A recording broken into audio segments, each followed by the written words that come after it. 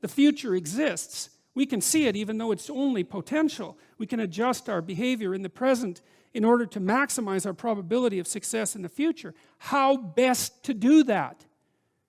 Well, the idea is something like, don't hesitate to offer the ultimate sacrifice if you want the future to turn out ultimately well. Now, obviously, that idea is clothed in metaphysical speculation and religious imagery, but it still remains an intensely practical issue, right? What is it that you could contract for, let's say, if you were willing to give up everything about you that's weak and unworthy?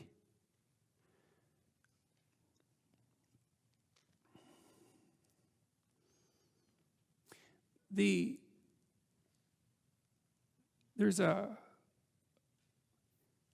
continual hints of that in the Old Testament, right? Because what happens with Noah, of course, is that he establishes the proper covenant with God, the proper contract with being, let's say, and thrives as a consequence. And then Abraham does the same thing. There's a strong intimation that that's how the world is set right. That idea develops and magnifies as the stories progress into something like the concept of heaven on earth.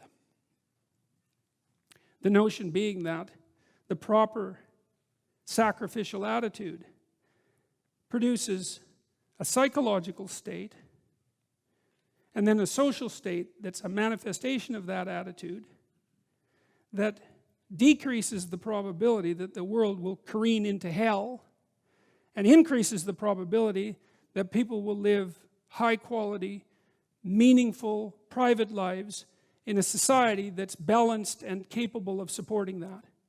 And none of that seems to me to be questionable, really. I also don't think it's anything that people don't actually know. You know, people have told me many times that when they listen to me talk, they're hearing things that they already knew but didn't know how to say. It's something like that. And this is one of those things that I think is exactly like that. I mean, I think it's at the very core of our moral knowledge, which is our behavioral knowledge and our perceptual knowledge. I mean, let's get this straight. Moral knowledge is no trivial matter. It's knowledge about how it is that you orient yourself in the world. There's no more profoundly necessary form of knowledge. Well, it's predicated on something that's exactly like this. We know that we have to make sacrifices. We know that we have to aim at what's good. So then why isn't that we don't aim at what's best and make the sacrifices that are necessary in order to bring that into play? I think it seems to me that in some sense that's self-evident. The question is why we don't do it. But there's answers to that too already in the material that we've covered. Life is hard and it hurts people. It's rife with limitation. And some of it's arbitrary. And it's no wonder. And some of it's unjust, and some of it's worse, some of it's malevolent, which is even worse, and something I haven't talked about at all in this lecture. It's not surprising that that combination of vicissitude can turn people against being. But I think even when that happens, and even when people have the kind of history that if they revealed to you, you would say, well, it's no wonder you turned out that way. The people who turn out that way still know that it's wrong. They still know that however deep their own suffering, however arbitrary their own suffering, however much that's caused by the malevolence of others, as well as the tragedy of existence, that does not in any way justify their turning away from the good. And I believe everyone knows that.